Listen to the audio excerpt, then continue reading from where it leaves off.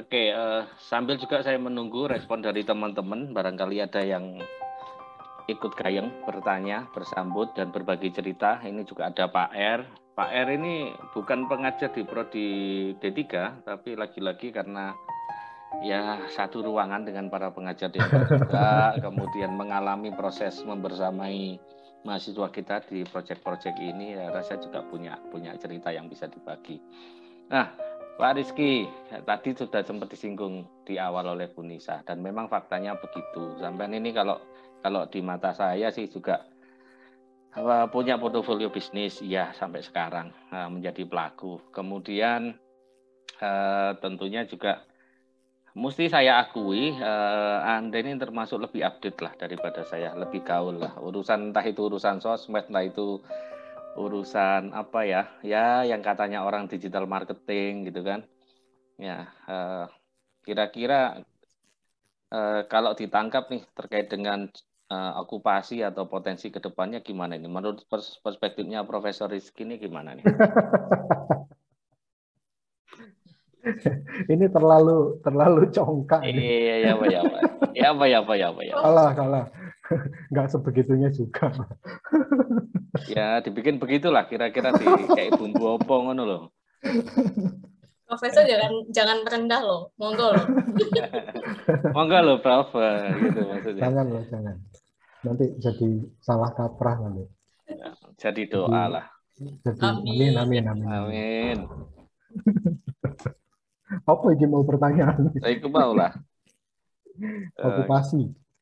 Kira-kira potensi kedepannya trennya akan gimana okupasi? Coba okupasi di bidang ini seperti apa? Saya rasa itu menjadi bahan cerita juga yang mesti disimak oleh teman-teman ini. Ya kalau kita ngomongin masalah peluang pekerjaan, tentunya peluang pekerjaannya ya banyak sekali. Bahkan saya sempat ngintip kemarin, ini ada Mas Rizal ceritanya gitu kan, sampai akhirnya jadi freelancer. Ya apa awal mula ceritanya. Itu kan, ini kan sudah kelihatan banget gitu ya. Jadi kalau ya benar yang jadi bekal utamanya tetap ijazah gitu ya. Tapi kalau Anda nggak punya kemampuan lebih, ya kita kesulitan untuk bisa ngikutin perubahan zaman. Saya tadi sore sempat posting di Instagram masalah ini loh, disrupsi. Disruption. Disruption. Jadi ada artikel tadi, kalau nggak salah, ada keterangannya Bu Menkeu juga, Bu Sri Mulyani, tentang ini loh, dunia perbankan. Jadi masalah teller itu lama-kelamaan akan dihapus. Jadi kalau kita cuma punya secara ini teller bank akan digantikan dalam waktu dekat, dan ini sudah terjadi mungkin di beberapa negara. Indonesia mungkin pasti akan ongoing cepat atau lambat. Plus kalau masih ingat dulu kita pernah ikut occasion di Kenduri UKM ya, di Surabaya. Nah, itu juga ada fakta yang memang juga terungkap di situ. Ada beberapa bidang yang sudah mulai akan segera terdisrupt. Itu 2016, seingat saya. Jadi Pak Erlangga juga ikut waktu itu kan. Jadi ya, Pak Erlangga, Pak Fahmi ikut juga. Pak Fahmi juga ya. Waktu itu bahkan Pak Erlangga juga sempat kenalan sama pegawai bank di sana kan. Ya, biru Ben-Hur. Passwordnya biru Ben-Hur. Iya, singitan aja deh gitu. Nah, ya memang perbankan menjadi salah satu bidang yang waktu itu disebutkan. Bahkan di sesi siang sampai 2 sesi mungkin ya, itu ada pembahasan tentang fintech dan bagaimana perbankan mesti beradaptasi ke sana dan bergeraknya ke sana. Ya, Pak R, kan suara nih Pak R. Sampai di kilo diselingi basa Malangane cek metu. Sama Pak Rizky aku koyo ngrungokno seminar ilmiah gitu. Lo kan udah Prof. Nah, itu dia. Itu dia.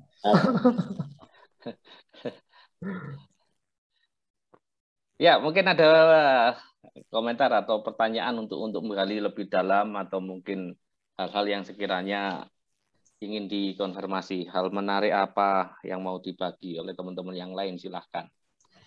Dari yang mana aja, siapa aja? Dari saya boleh, Pak Mus? Oh, boleh dong. Iya Pak Mus. Eh, Kemarin saya sempat lihat kan video yang dikirim Pak Mus. Jadi memang Pak Mus mengundang alumni-alumni yang memang ternyata luar biasa nih project e-marketing mereka gitu kan. Benar yang dikatakan Prof. Rizky nih, memang giroh atau semangatnya anak-anak dulu tuh luar biasa. Apa istilahnya apa? Giroh. Giroh. Gitu ya. Giroh. Istilah Iya. bisa. Gairahnya. Girohnya tuh luar biasa. Nah, padahal gitu ya, di zamannya Mas Dikrap sama Mas Dimas, saya yakin media sosial itu belum seperti sekarang yang mendukung mereka untuk jualan gitu ya. Apalagi belum ada nih TikTok gitu kan, yang pakai TikTok masih anak-anak alay gitu ya. Nah, tapi ternyata mereka itu bisa. Tapi kalau kita tarik sekarang ini tuh kok kenapa ya girohnya anak-anak ini kok kurang banget gitu. Yang dibahas itu masalahnya aja gitu. Nah, berarti kan yang saya ini jadi Bu dosen ini melanjutkan curhatnya mahasiswanya gitu ya. Saya juga curhat nih akhirnya. Iya. Iya. Kalau dari kalau menurutnya suhu Bapak Mustafa gitu kan ya. Pak Mus yang tahu nih. Sekarang sesinya Pak Rizky, jangan anggap saya. Oh gitu ya. Oke. Sama aja kok. Sungkan saya. Nah, menurut Prof nih ya, apa sih yang membedain kayak girohnya anak zaman dahulu sama anak zaman sekarang? Sama ya, kayak kalau Pak Rizky itu kan sama aja project ya di IT application ya, sama ini juga mendukung e-marketing. Punya masalah saya kira sama lah gitu. Nah, itu gimana sih Prof? Mohon arahannya. Nanti pasti akan diperkaya juga karena kebetulan ini alhamdulillah Pak R juga hadir. Pak R ini tanpa mengurangi rasa hormat. Artinya di sini ada Pak Rizky yang nanti akan bisa juga. Sementara Pak R kita tahu beliaunya juga mendampingi mahasiswa kita baik itu di Mania maupun di UKM. Ya, UKM. USMA, kemudian bahkan apa itu Menwa ya. Artinya dari generasi tahun ke tahun juga beliaunya tentunya pahamlah karakteristik mahasiswa kita seperti apa. Tapi ya kesempatan pertama tetap monggo. Om Ki silakan. Ya Pak ya. Oke. Kalau ngomong gairah itu ini malam-malam ngomongin gairah. Mbak Nisa itu pinter memang kalau disuruh memancing. Oh iya. Giroh, Prof. Oke. Tapi ya di bahasa Indonesia juga sama sih gairah. Untungnya aja ini Bu Nisa belum ini rilis podcastnya ini pasti akan ramai banget nanti. Iya. Berarti kalau case-nya itu kan yang kita hajar duluan kan untuk menumbuhkan giroh itu kan Pak. Iya. Nah monggo Prof ngapunten menyela.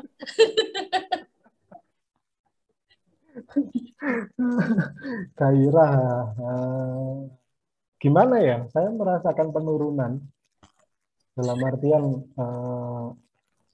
penurunan gairah mahasiswa itu terjadi itu ya 2020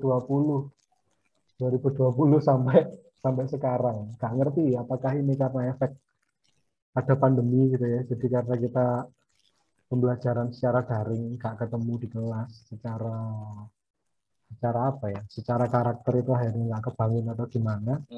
Ataukah memang ya karena generasinya? Kan sempat ada apa ya? Salah satu dampak negatif dari teknologi itu kan terciptanya generasi yang ya begini gitu. Apakah mahasiswa sekarang itu sudah sampai di generasi itu? Saya juga belum melakukan pendalaman di situ. Cuman yang kerasa banget itu Mbak Nisa. Jadi mulai 2020, mulai kita kelas daring itu sampai sekarang secara kualitas project itu ada penurunan. Jadi mulai dari kualitas baik dari kerjaannya maupun dari nominal yang dihasilkan. Kalau dulu itu kok mau di IT itu ya, di IT, di marketing, IT lah yang proyeknya kecil aja. Mereka dapat duit 2 juta, 3 juta dari satu proyek itu gampang. Tapi kalau sekarang kayaknya untuk dapat angka segitu itu harus 2 project, 3 project itu baru bisa tembus. Itu sih. Kalau ngajarnya yo cuma satu sih, podo-podo aja gitu. Bahkan anu ya, yang sempat seru itu yang terakhir 2019 yang kita eksebisi loh, Pak Mus. Yang gimana Eksebisi ya? multimedia. Oh iya, iya, iya. Itu kan Iya. semangatnya itu masih tinggi-tingginya. Ya balik lagi event spontanitas, karena balik lagi kita ini ngajarnya dipenuhi dengan kejutan-kejutan waktu itu ya. Saking nganggurnya kita pas itu. Saya, Pak Mus, habis itu Mas Bikraf, Mas Irtafa, angkatannya Mas Rizal itu kalau nggak salah ya, ya eksebisi itu. Angkatannya? Angkatannya Rizal bukan? Yang eksebisi, bukan? Bukan ya? Bawahnya Bukan. lagi ya? Iya, itu golongannya 15 itu. Oh, 15 terus Yaya Sama Kobi ya? itu yang siapa? Dimas, kok Dimas apa? Kobi. Yusuf. Oh Kopi, iya. ya Kopi benar ya. Itu di range dalam waktu beberapa hari di multimedia. Jadi sebelumnya nggak pernah ada waktu ya Pak Mus ya untuk eksebisi itu. Pas itu ya dadaan banget kita ngumpulin mahasiswa, beberapa mahasiswa aja untuk jadi panitia. Terus dia sempat minta donatur juga ke prodi sekedar untuk ngasih hadiah. Jadi dilombakan karya-karya multimedianya. Jadi semua angkatan kumpul di aula pada saat itu ya rame kayak gitu. Terus dosennya yang kebetulan mau silahkan bergabung, tapi eksebisinya jalan. Dan apa ya, kayaknya semua orang happy gitu pada saat itu. Sempat juga UTS ya waktu itu ya Pak Mus ya? Ya. UTS ya. Jadi habis minggu kayak gini terus kita eksebisi, ditampilkan karyanya, dikritisi, kayak ada judgesnya pada saat itu dari dosen, dari mahasiswa, kelebihannya apa, kekurangannya apa, terus ada vote-nya, jadi nominasi 1, 2, 3 itu yang kita kasih hadiah. Seru, cuman akhirnya waktu UAS nggak sempet ya mau eksebisi ya, tapi waktu itu kelihatan sangat semangatnya, mereka masih dari marketing, dari IT, dari multimedia 2019 dan belum nemu saya sampai sekarang. Apa karena saya udah lama juga nggak ngajar, baru tahun ini loh balik, kemarin sempat hilang nggak di plotting. Pak R. Dalam. Lah ini loh. Ayo Pak R. Ini sampean ini sebagai tokoh penting ini di Polinema yang biasa tokoh penting mendampingi atau membina mahasiswa kita. Ini ada pertanyaan yang kritis dari Bu Nisa ini. Kira-kira kalau digambarkan dari perspektif Pak R yang selama ini mendampingi dari generasi tahun ke tahun itu, bedanya mahasiswa yang dulu-dulu sama sekarang ini terkait dengan giroh dalam belajar dan berproses ini gimana nih? Di on cam dong, ben kelihatan dong. Malu saya. Kalau pejabat mah gitu ya. Luar biasa. Apa? Lah kok gelap-gelapan Pak R? Saya suka jabat tangan saya. Saya orangnya ramah. Gelap-gelapan. Loh, saya suka lagi semedi saya ini. Waduh. Apa? Oleh wangkit. Iya bro. Apa ya? Yang pasti perbedaannya kalau zaman dulu pas saya saya juga termasuk baru mendampingi mahasiswa sebagai PK ya. Itu termasuk Rizal, itu termasuk Himania juga angkatan. Wah, seru. Iya. Oh, terus siapa? Sahreza ya. Ya bedanya yang sekarang ini ada Monica kan juga Himania ya. Iya Pak, betul. Ya. Saya juga. Iya Saya juga Himania Pak. Kira-kira bedone Rizal dan kawan-kawan sama Monica dan kawan-kawan udah kelihatan nih pembanding nih. Loh, mosok Monica. Oh, Laili iya. Monica masa Himania, Mon? Loh, kemarin ngaku-ngaku gitu sih. Aku kok gak Ya Allah, Pak. Jahat banget, Pak. Sering ketemu Pak. Wah, Ya ampun. oh, Sakit Mon. hati. Ya ampun. Alhamdulillah Pak R kenal saya, ikut saya. Aku dilupakan ya. Oh, Pak R. Ternyata cukup sekian ya, Pak. Ya Allah. Memang cukup ya. Loh, tapi iku ide yo gawe PDL Himania gitu aneh. Ya Pak, pakai catnya Himania aja Pak. Tapi saya bukan anak Himania Pak. Saya Ya, pernah jadi DPM. Kan biar AN banget, Pak. Tet. Oh, soalnya ono Rizal yo. Cek Produknya AN itu Pak. Produknya AN itu Pak harus dilestarikan biar AN banget. Ya, Pak. Ya, lanjut. Kita Damar. coba Pak Mus. Kamu harus punya itu, Pak. Arek Imania gak iso ngedol nang aku sama saiki. Tidak mampu, Pak. Tidak nutut, Pak.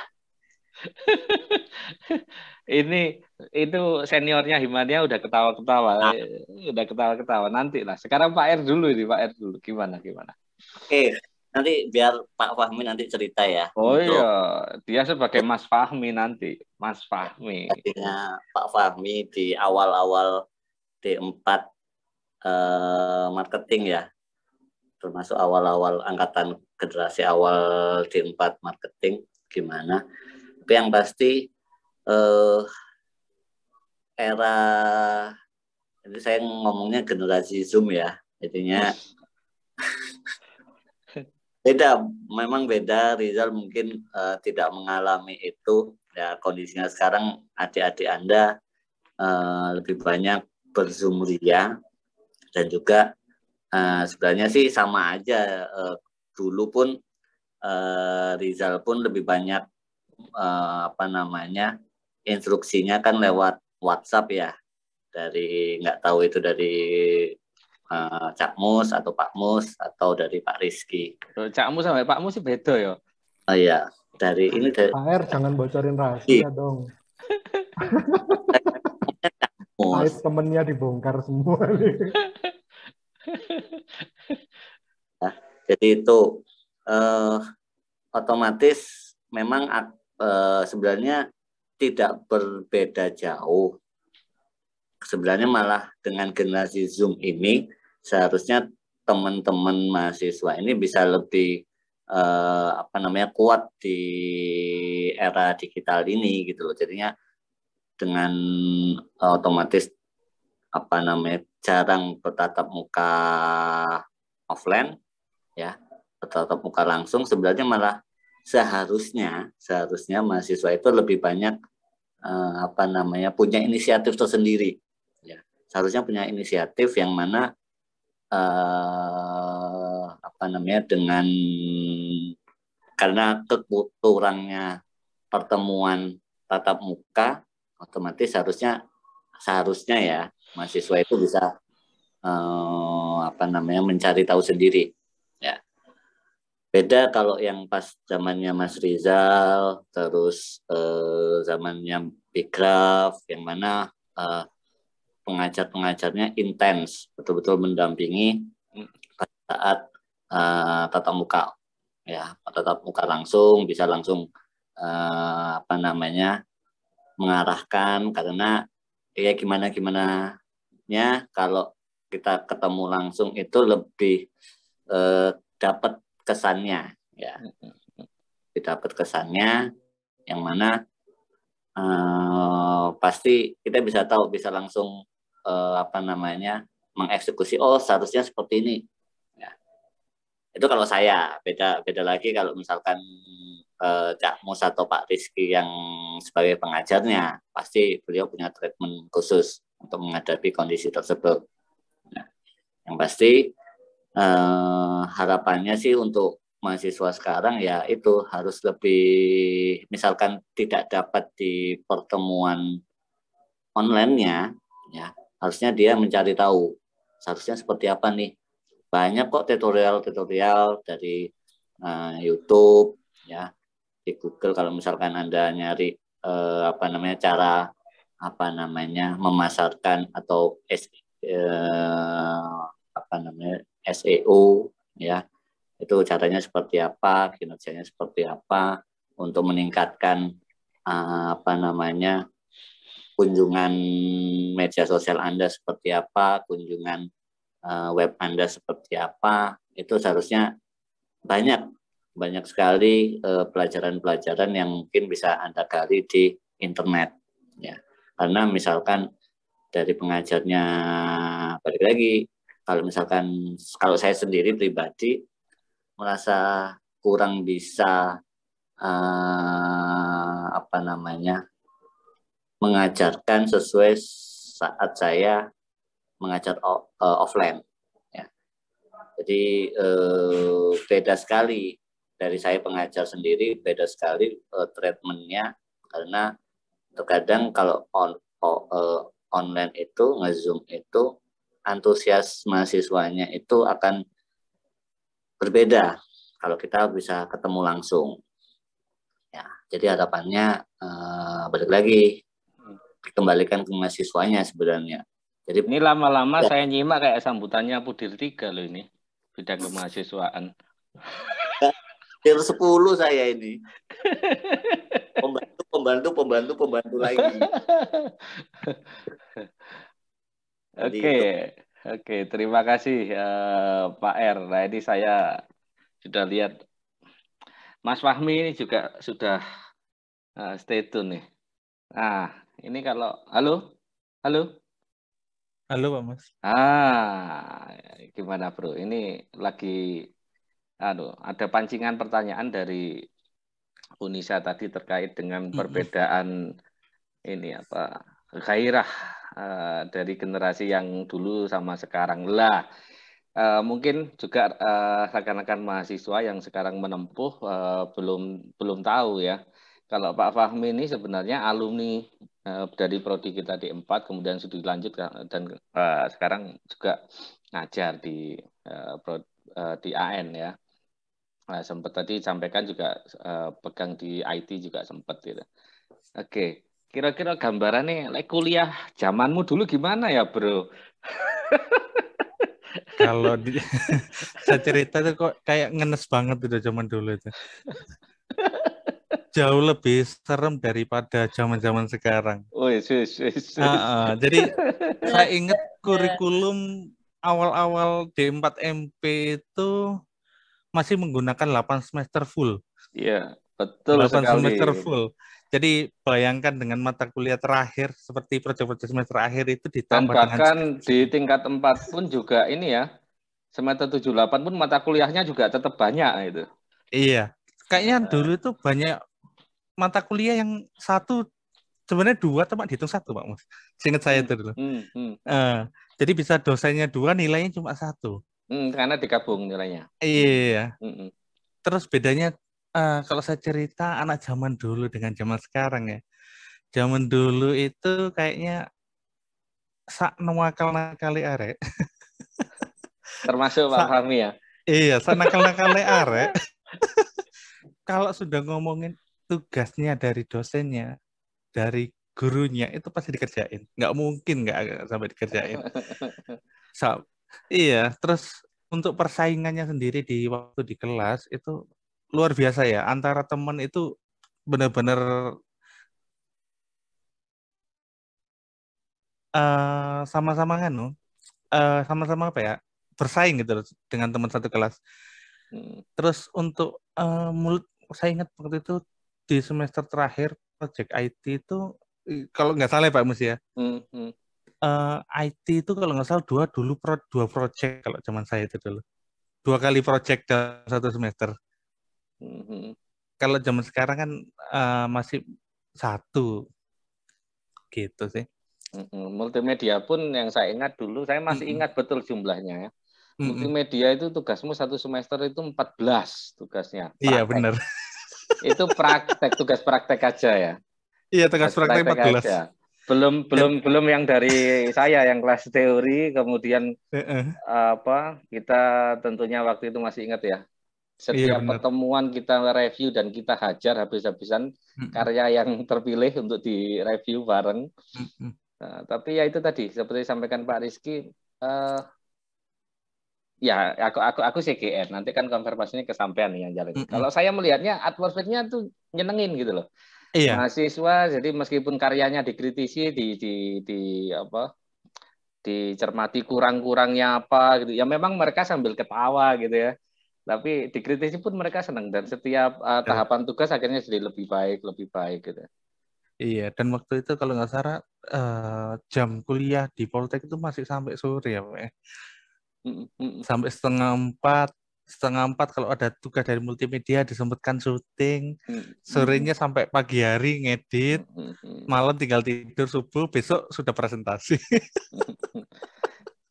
Artinya dengan drama yang katanya banyak tugas anak-anak sekarang yang banyak upload, banyak nulis story dan status WA-nya itu sambatan soal tugas, ya masih belum ada apa-apa aja dibanding yang dulu ya.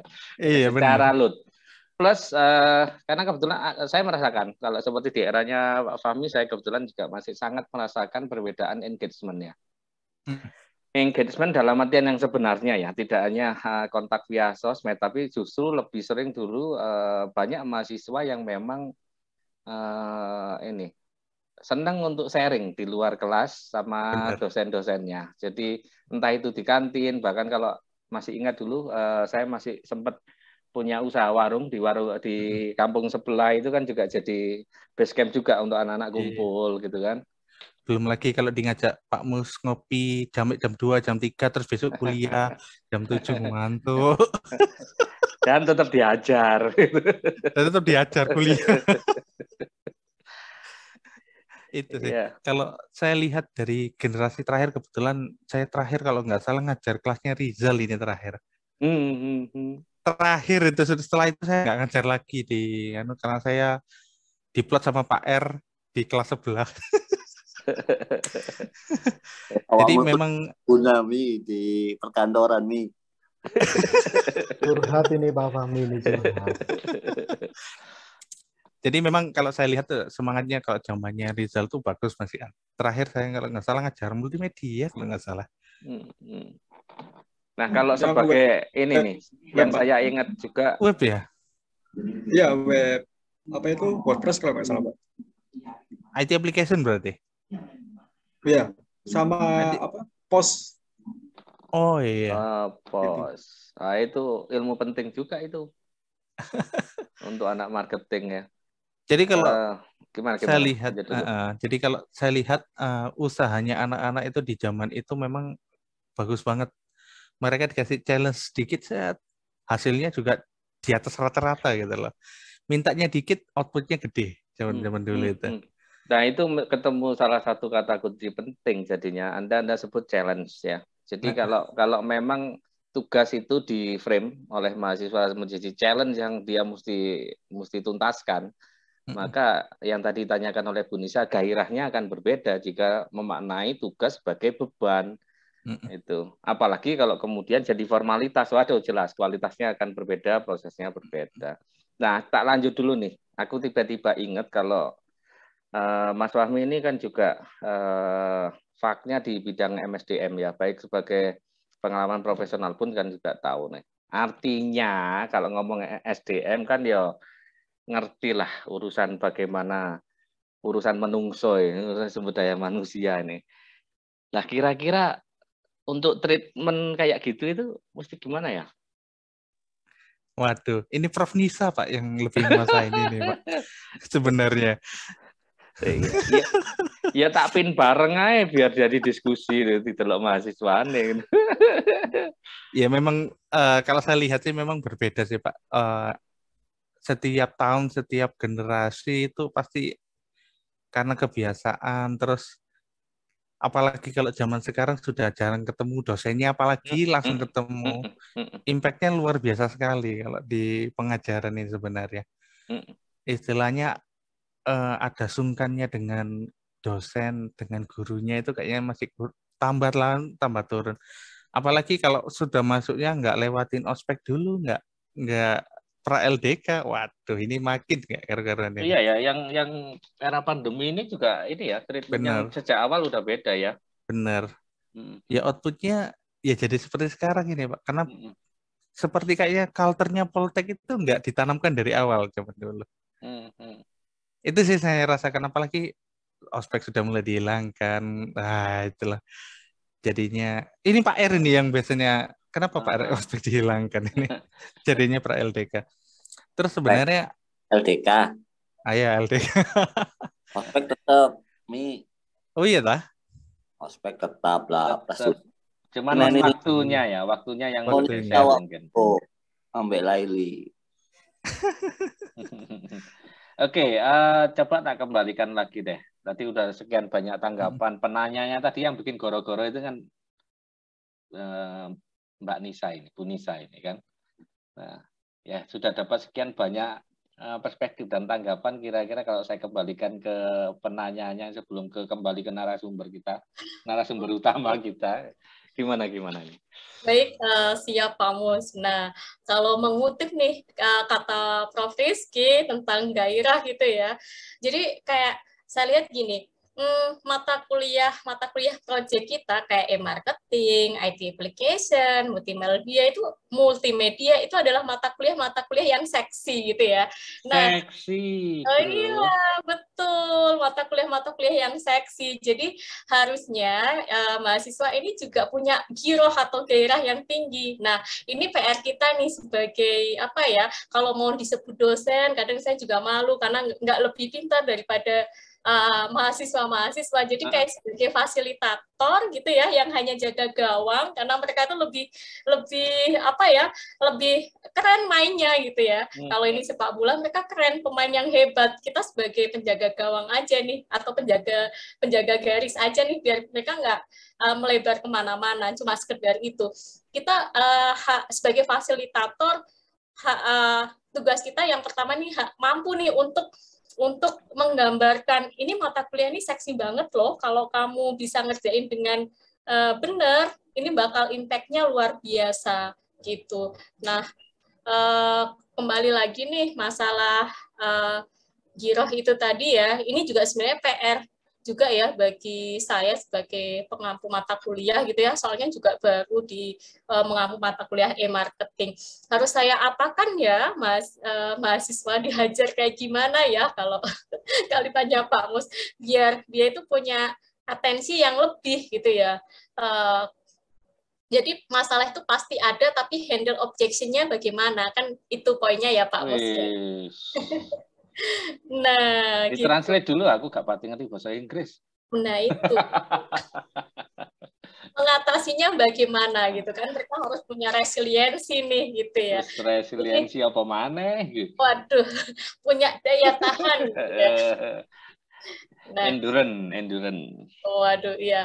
Betul nih. Pak Mus yang lebih jago. Nah, kayaknya kita harus banyak ngasih insight gitu ya kepada mereka. Akhirnya mereka tahu banyak, akhirnya mereka paham nih tentang keseksian mata kuliah ini gitu ya. Akhirnya girohnya pun akhirnya akan bangkit. Gitu kali Pak Mus ya. Karena apa? Kita itu karena kerja jadi dosen di musim pandemi gitu kan, pandemi efek. Akhirnya kita itu juga harus nyari apa trik gitu ya, gimana sih untuk nyampein hal-hal yang apa ya itu yang harusnya tersampaikan ketika itu offline gitu ya. Nah, gitu sih Pak Mus. Ya, yang jelas salah satu yang saya syukuri seperti juga nih hari ini setelah kita masuk pada Nektok yang ketiga, akhirnya juga ada beberapa rekan kolega dosen yang kemudian terlibat. Tentunya ini memberikan satu tambahan energi juga ya, tambahan energi, tambahan perspektif yang jelas. Adanya Nektok kayak gini tentunya juga menjadi salah satu alternatif dari upaya engagement yang jelas. Pun kita tidak lihat siapa yang stay tune, juga nanti pada saat di-upload juga siapa yang nonton, at least kita menyediakan konten itu udah siap, mereka mau download atau istilahnya mau serap kapan gitu.